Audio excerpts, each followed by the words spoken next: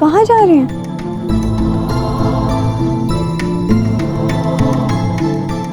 राधा, चंद्र दर्शन के लिए नहीं चलोगी? कदाचित द्वारिकाधीश और रानी रुक्मणी भी आएंगे, उन्हें भी आमंत्रित किया होगा। नहीं, आप सब लोग जाइए, मैं यहाँ का काम संभालूं।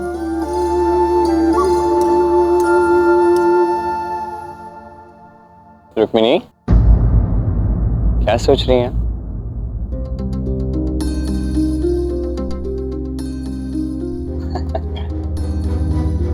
आप मेरे साथ चलिए, मैं आपको दिखाता हूँ ये सब कहाँ जा रहे हैं।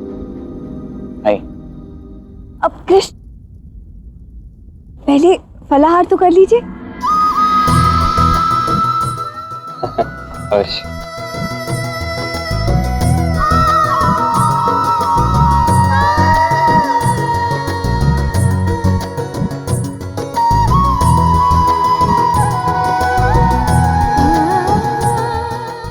कृष्ण, आप द्वारकाधीश हैं, ये आप क्या कर रहे हैं?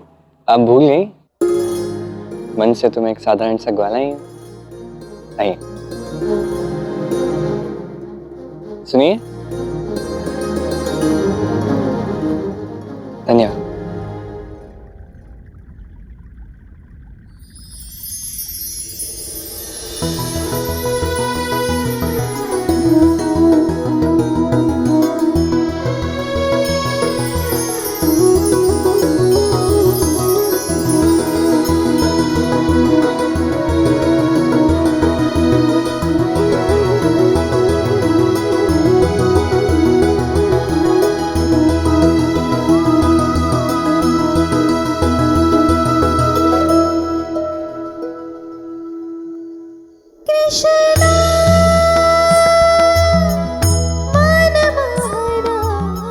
कृष्ण, आप मुझे यहाँ पूर्णिमा चंद्र दर्शन के लिए लाए हैं ना? मेरी कितनी इच्छा थी कि मैं आपके साथ ही सुंदर दृश्य देखूं। अब आप मेरी पत्नी हैं रुक्मिणी, और ये हमारी पहली पूर्णिमा है एक दूसरे के साथ, मैं जानता हूँ। किंतु चंद्रमा के ऊपर तो बादल हैं। तो वो भी चले जाएंगे।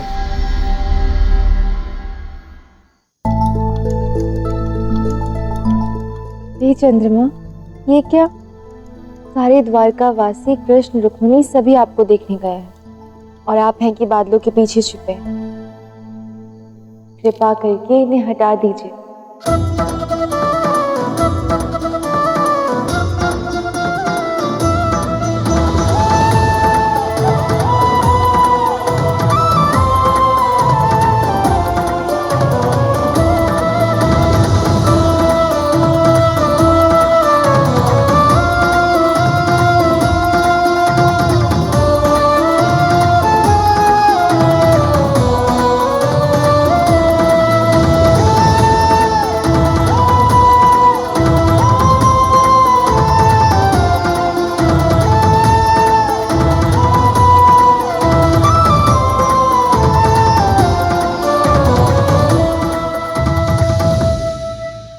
कृष्ण, आज मैं बहुत प्रसन्न हूँ कि मेरा स्वप्न था कि मैं आपके साथ ही अलौकिक दृश्य देखूं। सच कहूँ तो मैं भी बहुत प्रसन्न हूँ रुक्मिणी,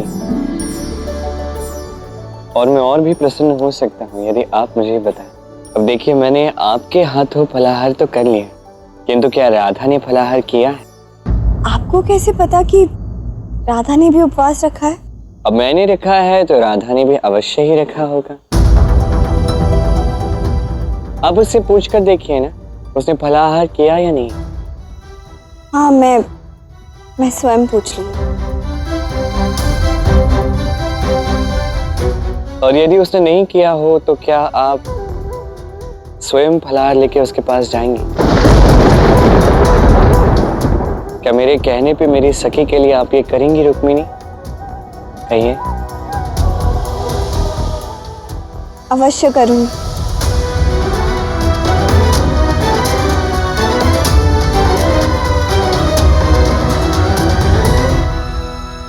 राधा, इतना सुंदर क्षण है, किंतु राधा कहाँ है? राधा और मैं तो सदैव एक दूसरे के साथ ही रहते हैं।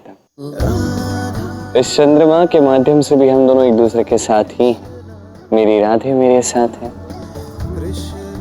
और उसका कृष्ण उसके साथ है।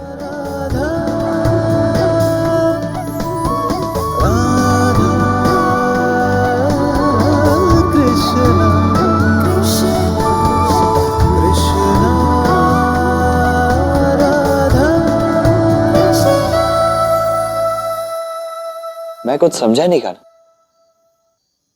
कोई बात नहीं, समझी तो रुक्मिणी भी नहीं, किंतु मुझे विश्वास है था रुक्मिणी समझ जाएगी, सब कुछ समझ जाएगी और शीघ्राति शीघ्र समझ जाएगी।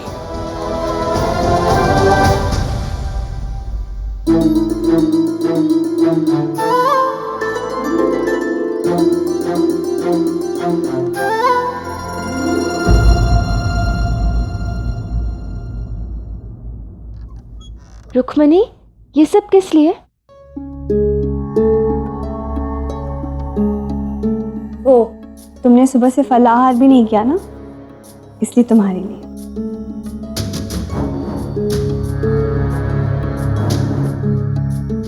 देखा, मैंने कहा था ना कि जो मुझसे प्रेम करते हैं वो मेरा ध्यान रख ही लेंगे। देखो कितना प्रेम है तुम्हें मुझसे।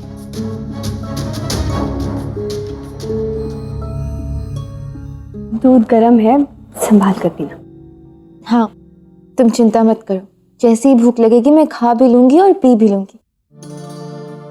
धन्यवाद।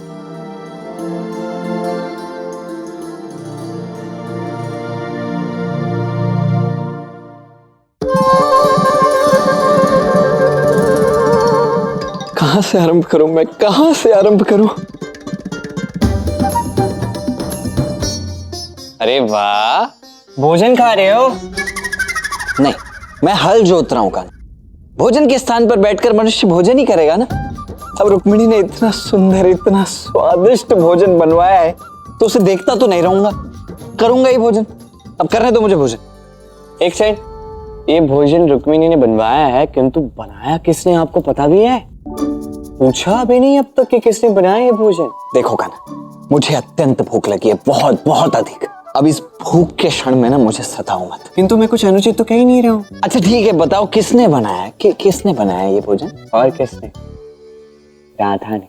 हैं?